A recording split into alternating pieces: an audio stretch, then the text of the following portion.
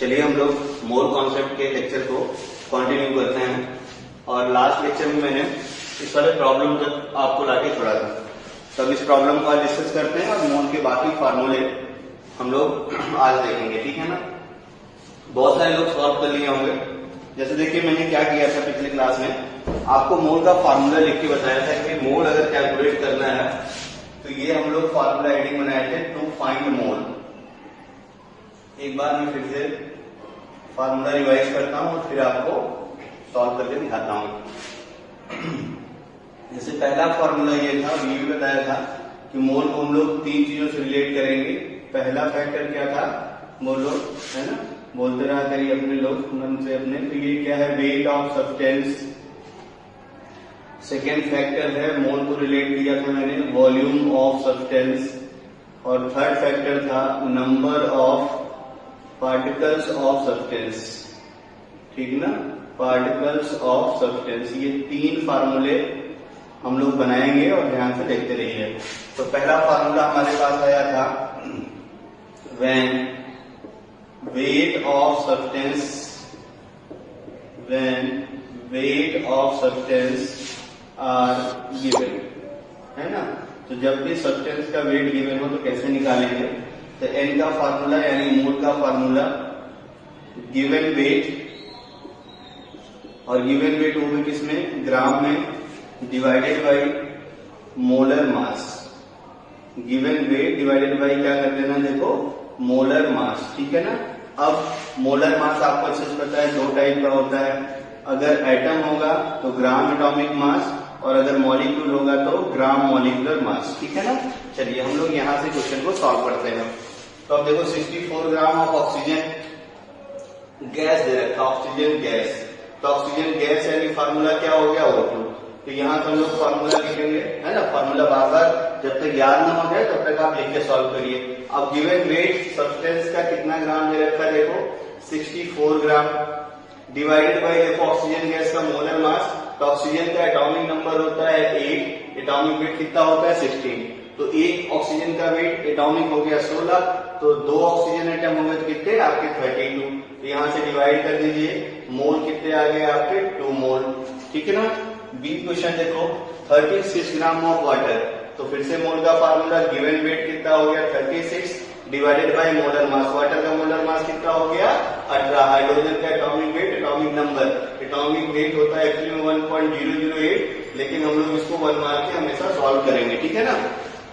तो ये हो गया तुम्हारा हाइड्रोजन का, तो ऑक्सीजन के 16 ऐड कर दो, तो ये भी मोल कितने आ गए 2। चलिए अब क्वेश्चन नंबर सी देखिए, गिवन वेट कितना है 31 ग्राम, डिवाइडेड बाई, अब देखो यहाँ पे, है ना, बहुत अच्छे से ध्यान में देखना, यहाँ सिर्फ लिखा है फास्फोरस, और फास्फोरस की हम लोग बात करें तो फास्फोरस का एटॉमिक नंबर 15, एटॉमिक वेट 31।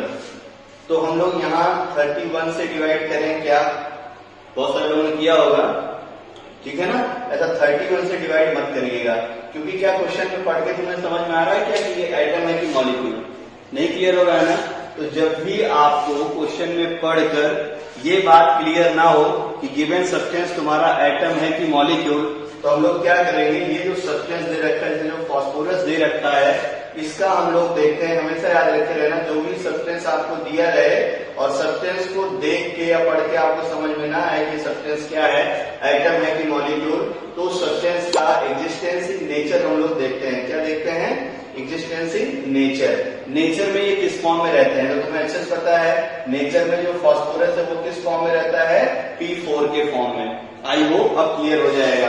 तो यानी इसको हम लोग किससे डिवाइड करेंगे भाई, एक फास्फोरस का 31, तो 4 फास्फोरस का 4 into 31 कैंसिल हो गया, यानी मोल कितने आ गए 1/4। बहुत अच्छा क्वेश्चन था, अच्छे से समझ में आ गया होगा, है ना। मतलब क्या है कि इफ एग्जिस्टेंस, मतलब इफ मतलब क्वेश्चन में क्या हो, ऐसे समझ लो कि अगर क्वेश्चन में ये ना दिया हो, जैसे ऑक्सीजन गैस दिया था, वाटर दिया था, तो कोई प्रॉब्लम नहीं थी। यहाँ क्वेश्चन में फास्फोरस सिर्फ लिख दिया है और ये नहीं बोल रखा है कि ये एटम है कि मॉलिक्यूल, तो हम लोग क्या करेंगे, उस गिवन सब्सटेंस का एग्जिस्टेंस इन नेचर खोज लेंगे, ठीक है ना। अब जैसे देखो ये है सल्फर, ठीक है ना, तो सल्फर को देख के यानी फार्मूला लगाओ, गिवन वेट कितना हो गया 32। अब सल्फर का जो एटॉमिक नंबर होता है 16 और एटॉमिक वेट कितना होता है 32। ऐसे मैं बार बार एटॉमिक नंबर एटॉमिक वेट लिखता रहूंगा और आपको पहले लेक्चर में बोला था 1 से 30 तक के एलिमेंट के याद होने चाहिए और प्रैक्टिस करते करते याद हो जाएगा, ठीक है ना। और बाकी अगर कोई आएगा तो उसका एटॉमिक वेट आपको पेपर में दिया रहता है।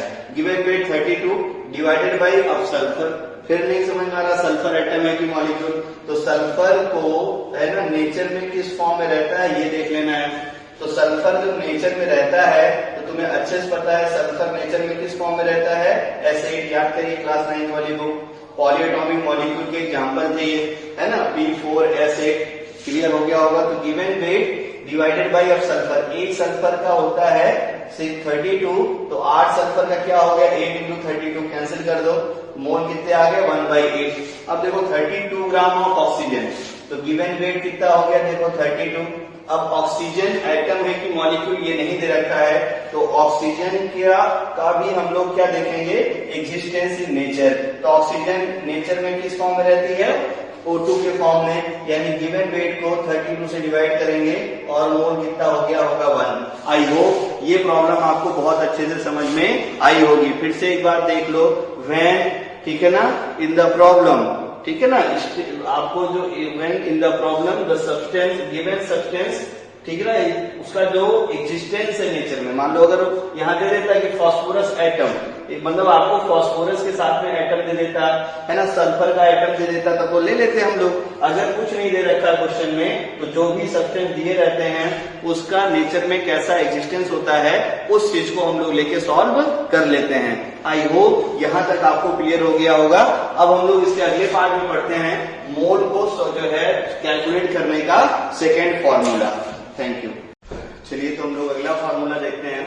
देखिए सेकेंड फार्मूला मैं लिख रहा हूं यहाँ पे वॉल्यूम के लिए, ठीक है। तो व्हेन, देखना ध्यान से, when volume of substance are given, when volume of substance are given, तो जो भी सब्सटेंस है इस सब्सटेंस का वॉल्यूम कितना है इसको देखेंगे और यहीं से फार्मूला हम लोग बनाएंगे, ठीक है ना। तो एकदम आसान सा, इसमें भी कुछ नहीं करना है। क्या करेंगे भाई, गिवन वॉल्यूम, ठीक है ना, गिवन वॉल्यूम और डिवाइडेड बाय क्या कर दूंगा मैं standard molar volume, given volume divided by standard molar volume. अब ये भी फार्मूला मुझे तुम्हें नहीं बताना है। 1 मोल का वॉल्यूम कितना 22.4 लीटर है, तो मैं तुमसे बोलूं 44.8 लीटर में कितने मोल, तो क्या करोगे आप 44.8 को 22.4 से डिवाइड कर दो, तो ये हो गया फॉर्मूला अपना, ठीक है ना। तो जो गिवन वॉल्यूम होगा अगर लीटर में होगा तो 22.4 लीटर से डिवाइड कर देंगे और अगर मिलीलीटर में होगा तो 224 बोलो 00 मिलीलीटर से डिवाइड कर देंगे। इसी मिलीलीटर को हम लोग सेंटीमीटर क्यूब, इसी सेंटीमीटर क्यूब को हम लोग क्या बोलते हैं क्यूबिक सेंटीमीटर। और कन्वर्जन यूनिट भी याद रखे रहिए, 1 डेसीमीटर क्यूब इक्वल टू बोलो हाउ मेनी लीटर 1 लीटर। पिछले क्लासेस में इसकी बात की गई थी। और कितना मिलीलीटर होता है तो 1000 मिलीलीटर, ठीक है ना। तो ये मोल का सेकेंड फॉर्मूला है, गिवन वॉल्यूम को स्टैंडर्ड मोलर वॉल्यूम से डिवाइड कर देना है। जैसे ये देखो क्वेश्चन में बोलो तुमसे, है ना, कैलकुलेट नंबर ऑफ मोल इन, पहला प्रॉब्लम वही लिख देता हूं मैं 44.8 लीटर ऑफ H2O। इतना लीटर वाटर गिवन है, ऑक्सीजन ले लो जो पहला है ना, इतना लीटर ऑफ ऑक्सीजन। तो अब देखना ध्यान से, इसमें मोल मुझे बताना है, तो मोल बताइए जरा। फॉर्मूला क्या है, गिवन वॉल्यूम कितना है, तो पहले सारे क्वेश्चन लिख देता हूँ, एक बार उसे ट्राई करिए। और ये हो गया तुम्हारा 2.24 लीटर, ठीक ना, ऑफ कुछ भी ले लेता हूं मैं, लीटर ऑफ कार्बन डाइऑक्साइड, ठीक है ना। तीसरा क्वेश्चन लिख देता हूं मैं, है ना, आपका जो है जो कुछ और बदल दिया जाए, ठीक है ना। तो ये लिख देता हूं मैं जो है 2224, बल्कि ऐसे कर देता हूं मैं 224 लीटर ऑफ, ठीक ना, CH4। ऐसा क्वेश्चन आपको दे दे और इन सब में आपको मोल बताना है, ठीक है ना। एकदम आसान सा, कुछ करना ही नहीं है, ठीक है। क्या करेंगे देखो ध्यान से, 44.8 लीटर ऑक्सीजन, फार्मूला स्क्रीन पे है तुम्हें दिख रहा होगा। क्या करना है, गिवन वॉल्यूम, तो गिवन वॉल्यूम कितना देखो 44.8 लीटर और divided by standard molar volume, litre में गिवन है तो कितना हो गया बोलो 22.4। सॉल्व कर दीजिए, मोल कितने आ गए 2। अगला देखो ध्यान से, गिवन वॉल्यूम यानी 2.24 litre, standard molar volume 22.4 litre. Point को पहले मैच करना है ना, 2 डिजिट के बाद पॉइंट आना चाहिए। इधर से क्या करूंगा, 10 से मल्टीप्लाई करो तो 10 से डिवाइड भी करना पड़ेगा। इसको और सॉल्व करोगे तो क्या हो जाएगा, 22.4 डिवाइडेड बाई 22.4 इंटू कितना हो गया देखो 1/10, कैंसिल कर दो तो मोल कितना आ गया देखो 1/10। कोई प्रॉब्लम नहीं हो रही होगी। अगला देखिए इतना लीटर ऑफ CH4, फिर से वही कहानी। गिवन वॉल्यूम कितना बोलो, 22.4 लीटर, स्टैंडर्ड मोलर वॉल्यूम 22.4224 ऊपर नॉमिनेटर में, अब इसमें 22.4 डिनोमिनेटर में।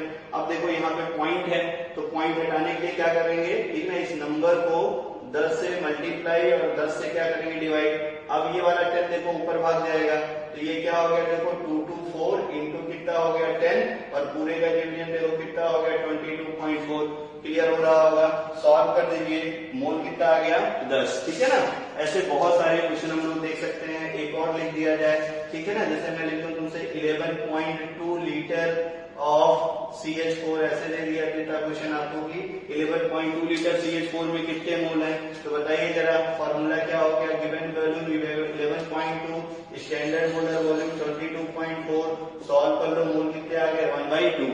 आई होप ये भी आपको क्लियर हो गया होगा। तो पहला फॉर्मूला था वेट के लिए, दूसरा फॉर्मूला था वॉल्यूम के लिए, और तीसरे फॉर्मूले को हम लोग अब फिर लिखते हैं when number of particles of substance are given। जब पार्टिकल गिवन हो सब्सटेंस के, उस टाइम पे अपने को कैसे सॉल्व करना है, इस चीज को हमें यहाँ पढ़ना है। ठीक है ना, जिसको मैं यहाँ इरेज करता हूँ और आगे आपको क्वेश्चन फिर से दिखाता हूँ। जैसे देखिए मैं आपसे बोलूँ when number of particles, ठीक है ना, थर्ड फार्मूला यहाँ पे लिखता हूँ, अगर सब्सटेंस का पार्टिकल गिवन हो तब क्या करेंगे। तो थर्ड फार्मूला देखो क्या है, when number of particles, जो भी सब्सटेंस है उनके पार्टिकल्स गिवन है, when number of particles are given।